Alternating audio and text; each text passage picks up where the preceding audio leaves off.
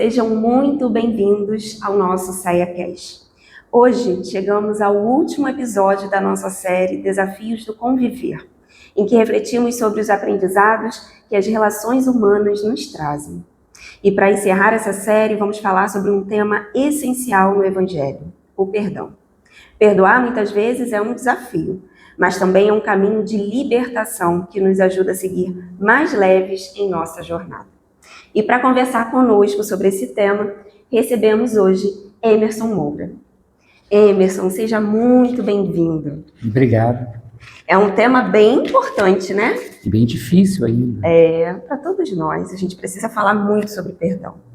Então eu vou começar te perguntando, tá? O perdão é um dos ensinamentos mais profundos do Evangelho.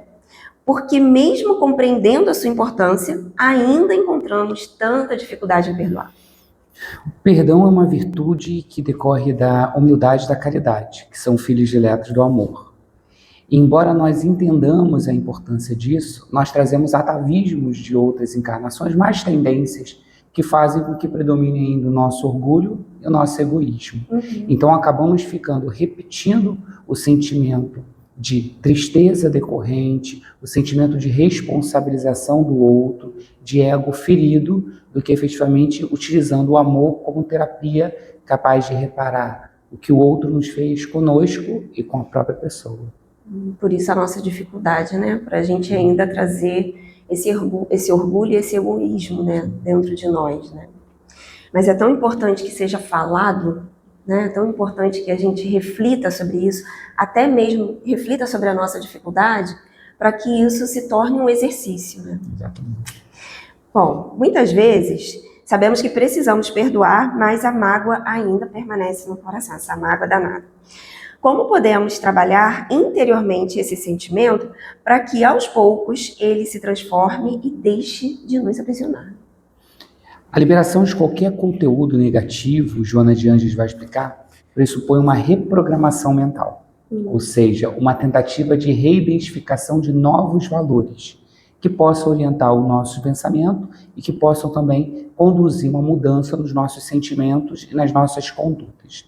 Então significa que nós precisamos nos liberar desses conteúdos negativos, buscando o desenvolvimento de virtudes como o amor, que vai ser capaz de fazer com que possamos pensar de forma diferente e acabar atuando no campo tanto dos sentimentos quanto das condutas de forma distinta. Então esse processo de desprogramação mental e reprogramação mental demanda um exercício do espírito de desidentificação do seu ego desequilibrado e identificação dos valores divinos que Joana de Ângeles diz que compõem o nosso self. É aquela frase de Paulo, né, em Gálatas: hoje não sou eu quem vive em mim, quem vive é um Cristo. Então é um processo de evangelização. E para lidar com essas mágoas, né, às vezes eu escuto muito as pessoas, a gente precisa olhar para elas de verdade, tentar entender o que dentro de nós ainda dói para que a gente possa cuidar disso em nós, né? Muitas vezes o perdão precisa começar em nós, para depois ir para o outro, né? Exatamente. Geralmente esse processo de mágoa decorre de uma falta de identificação correta dos sentimentos e dos valores que estão ocasionando ele. Quando nós falamos que é o orgulho e o egoísmo, é a identificação ainda dessa parcela em nós que ainda pensa apenas em nós mesmos e não tem a empatia com o outro. Essa parcela de nós que ainda se preocupa muito com o orgulho ferido e não com a paz decorrente.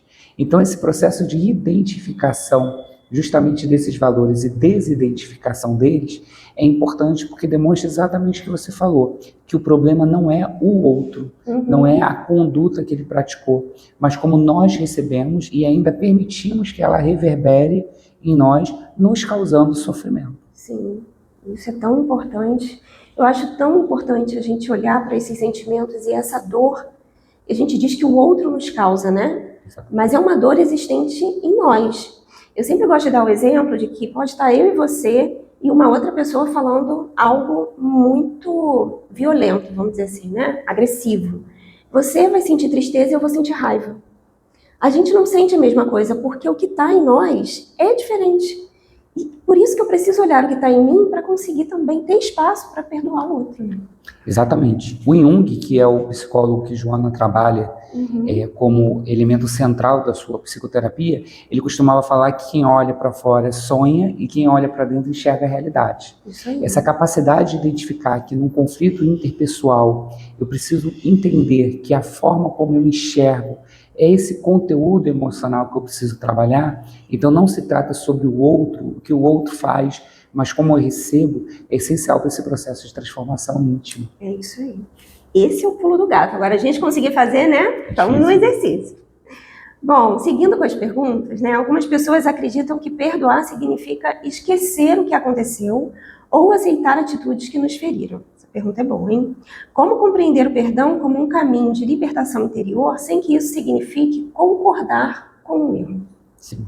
A prática do mal, quando realizada seja pelo outro por nós, vai importar consequências perante a lei divina, porque o mal é a ausência do bem e é a violação dos valores indicados pelo nosso Pai. Então não há nenhum mal que não deixe de ser reparado em um momento oportuno. No entanto, o mal que o outro pratica é um problema de responsabilidade pessoal dele perante a lei da vida. Já o perdão que nós praticamos conosco é um processo de liberação individual que nós realizamos também perante a vida. Emmanuel costuma dizer que desejar o mal ao outro ou se magoar com o outro é como tomar veneno e desejar que o outro se envenene. Na prática, esse tipo de conteúdo, de sentimento negativo, nos causa muito mal. Então, a liberação através do perdão não corresponde a uma liberação do nosso ofensor. Perante as leis da vida, ele encontrará a responsabilização decorrente da sua intenção e desse processo de reparação. A questão é que o perdão nos libera de nós mesmos, da mágoa repetida, do sofrimento que insistimos em vivenciar e, acima de tudo, desse orgulho e egoísmo que nós negamos, mas é o que está por trás desse sentimento que nós alimentamos. Exatamente. E quando a gente traz aqui, né, porque tem algumas pessoas que eu escuto isso, eu não consigo esquecer, né, eu não consigo aceitar isso, né. Às vezes a gente falou nos episódios anteriores, a gente falou sobre empatia e caridade, né. Então, quando a gente para pensar que a dor que a gente está sentindo, né, ou o que aconteceu ali numa relação, a gente não tem que esquecer, na verdade. A gente não esquece, mas a gente também não lembra mais com aquele sentimento, né? Com aquela dor, com aquela carga negativa dentro de nós. A gente olha, lembra e muitas vezes vê como um aprendizado e segue. Exatamente. Né? É um dos conteúdos psicológicos que a Joana vai indicar para nós que vai permanecer ainda na nossa psique. A questão é nós trabalharmos eles. Entendemos que o episódio da ofensa é uma oportunidade de aprendizado, que não cai uma folha do céu sem que o Pai permita, ou seja, é importante para a nossa liberação desses conteúdos negativos que ainda nós carregamos, mas que nós não precisamos reforçar esse tipo de pensamento com uma reincidência nele. Por isso que Joana fala em desprogramação mental, que é esse exercício de não repetir os pensamentos sobre o episódio. E isso só pode ocorrer com uma mudança de valores. Entender que o que nos faz ainda pensar muito sobre isso e sentir a mágoa é porque, no fundo, ainda não estamos desenvolvendo o amor como uma terapia eficaz para resolver os nossos conflitos e o conflito com o outro. E é interessante você falar isso, Emerson, porque quando eu estou perto de pessoas que ainda estão presas aí, né, nessa mágoa, na raiva, numa lembrança de uma situação ruim que teve com outra pessoa e que não perdoou, a gente chega perto, a gente já sente uma energia, porque a pessoa vai se fechando ali numa energia mental e ela não sai daquilo, né? Daqui a pouco ela nem percebe mais que está nisso.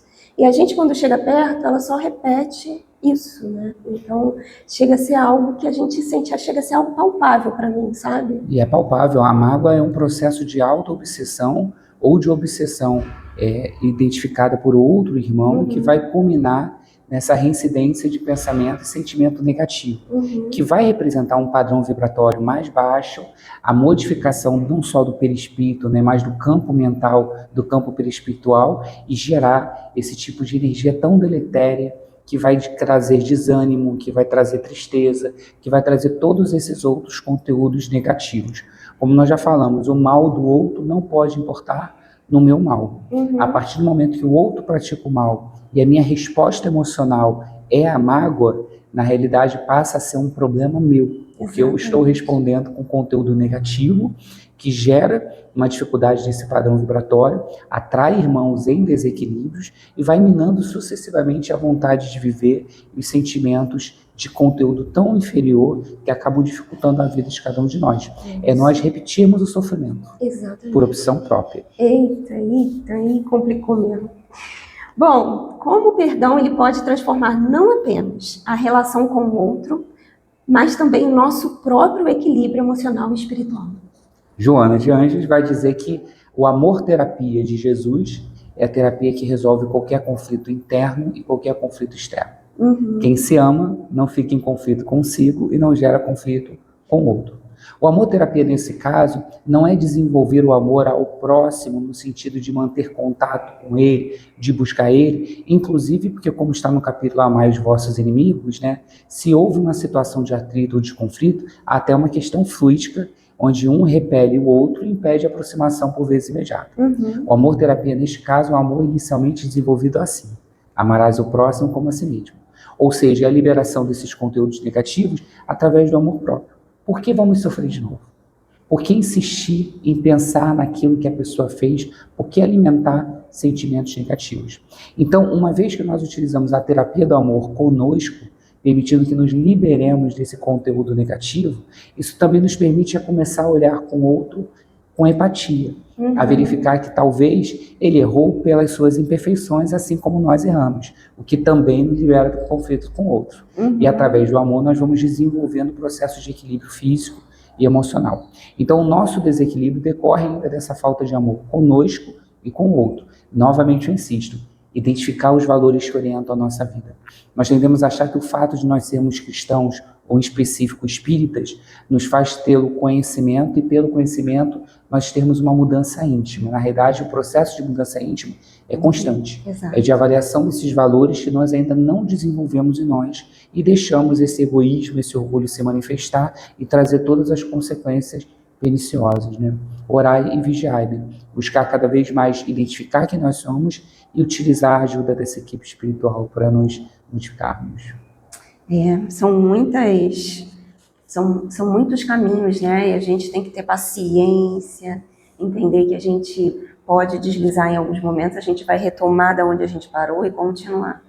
Isso tem que ter um exercício de paciência. Como você já falou, somos espíritos imortais, milenares, estamos repetindo comportamentos, né? Então a gente tem que ter essa vigilância, essa autoconsciência, para que a gente consiga se libertar disso, né? E o processo de transformação não é um processo de via única, de acertos apenas, mas é um processo de erros, de acertos, de aparentes retrocessos e de consolidações de mudanças. Então é um processo contínuo. Por isso que a Joana usa a expressão amor-terapia. Sim. O amor não é um fim em si, é uma terapia. Nós começarmos a olhar para nós com mais amor. Por que eu vou me magoar? Por que insistir em vivenciar esses pensamentos?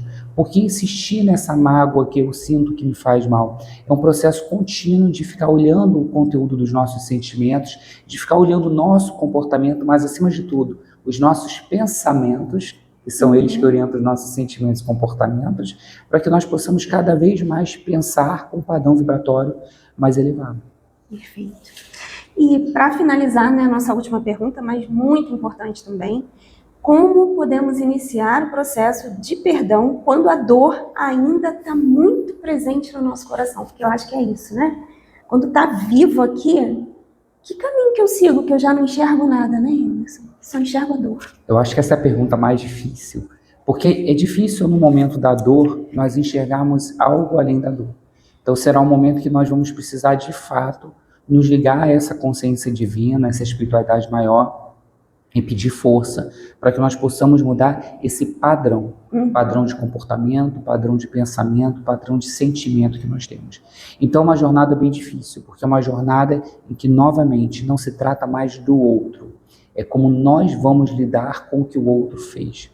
Então isso envolve esse processo de reforma íntima que nós falamos tanto e que eu acho que ainda não entendemos na sua integridade. Reforma íntima é autoconhecer, e esse processo de autoconhecimento é conhecer que estamos com dor. É conhecer que não estamos preparados ainda para uma conciliação imediata.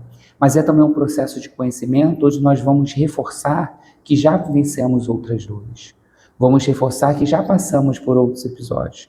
Vamos reforçar que ainda há muito amor na nossa vida. Então é um processo de conhecimento não só de como nós lidamos com a situação, mas de como já fomos capazes de lidar e como precisamos lidar.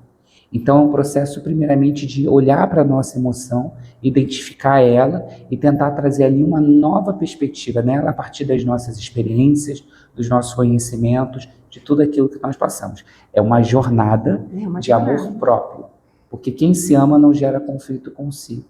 Então é esse momento de mudança que o Evangelho de Jesus traz para a gente, que a doutrina espírita traz para a gente, de entender que nós não precisamos agir ou reagir como agíamos, mas que nós precisamos encontrar uma nova forma de lidar com a situação. E essa nova forma, eu reitero, é o amor. Quem se ama não gera conflito. Não deixar o mal do outro nos causar tanta dor e sofrimento é o dever básico para reparar a mágoa. Olhar para nós e ver que nós precisamos de amor, acima de tudo. E vai ser natural, porque o amor que nós demos a nós mesmos, em algum momento vai reparar o conflito com o outro, que vai nos gerar empatia. Exatamente, né? A gente tem falado isso nos últimos episódios sobre amar assim, encontrar o seu espaço, o seu limite, para você poder dar espaço também para o outro, né? Se você está sufocado, você não dá espaço. Você está sufocado na dor, né? Então cuide dessa dor, acalente essa dor, reconheça essa dor, para você também dar espaço para esse perdão. Porque, de fato, o perdão ele liberta, né? Liberta a mim e liberta o outro, né? Mas, Emerson, muito obrigada. Passou rápido, mas com certeza o conteúdo ele é profundo, né? A gente tem que falar mais vezes sobre perdão aqui. Mas você falou muito de Joana. Tem algum livro que você gostaria de indicar? Sim. Talvez um dos livros a Joana trabalha esses temas numa série psicológica de 16 livros, mas o livro Vida, Desafios e Soluções é um livro que destaca para a gente a importância de entender que esses episódios são episódios que o nosso Pai permite que vivenciamos, que vão corresponder a verdadeiros desafios emocionais e psicológicos para que nós possamos lidar e resolver eles. Porque a relação entre dois espíritos vai ser sempre uma relação de conflito. Conflito interpessoal, porque nós somos espíritos ainda imperfeitos com as nossas bagagens emocionais. Então, entender esses conflitos não como chave do problema, mas como início da solução, porque os conflitos me liberam desses sentimentos negativos, desses valores inadequados que ele carrega a solução. Então, acho que é uma obra bem importante. Legal. E o Evangelho também, que citou várias vezes, e essa série, ela está pautada toda no Evangelho segundo o Espiritismo, né? Então, Emerson, muito obrigada pela sua participação, tá? Eu que agradeço. O perdão é um processo profundo que nos convida a compreender, a transformar sentimentos e a seguir em frente com mais serenidade. Então, que possamos lembrar que ao perdoar, muitas vezes libertamos não apenas o outro, mas também a nós mesmos. Muito obrigada a você que nos acompanhou nesta série do CEA-Cast. Esperamos que as reflexões sobre os desafios do conviver possam inspirar mais compreensão, paciência e amor em nossas relações. E continue conosco, porque em breve iniciaremos uma nova série aqui no CEA-Cast, com mais conversas e reflexões à luz da doutrina espírita. Nos vemos na próxima série. Muita paz.